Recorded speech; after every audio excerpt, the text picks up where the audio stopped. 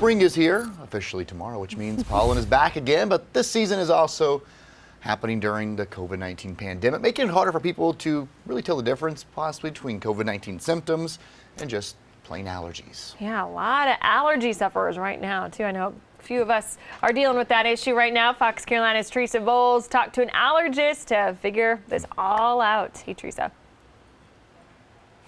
So we're here at Haggard Park. There are trees all around me, potentially triggering my own allergies. I have to constantly be on meds and carry this EpiPen with me everywhere I go. And sometimes when I have one of my sneezing fits, people look at me weird, probably wondering if I have COVID. But luckily, an allergist is explaining the difference.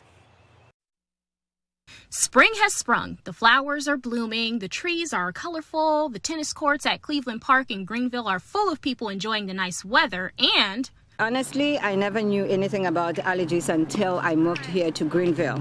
And I can say maybe because of lots of trees. The allergy symptoms, and they're serving a lot this season. Sneezing, lots of maybe eye irritation.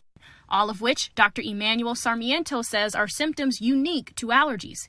If you have past history, like every year during season, your eyes run, watery, runny nose, the mucus is clear, that's allergies. For COVID-19, he says the biggest symptoms to note are the high fever, body aches, and loss of taste. It's quite difficult sometimes during this pandemic now to tell the difference between, is it COVID-19, is it my allergies? Here's a chart showing you the difference, but as you can see, some things overlap, which can be confusing. Here lately I've been wheezing, which is new. But for allergy sufferers like Heather Simerson, she says if you know, you know. I know the COVID symptoms because I have a mother-in-law who's a ER nurse. But, I don't ever think it's COVID. It's something I've been dealing with for a while. And Sarmiento says when in doubt, contact your primary care physician.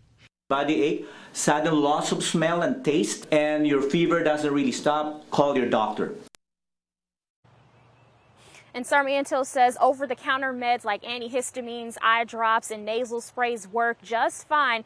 But Tori, Cody, have you guys ever tried any home remedies to try to get rid of your symptoms?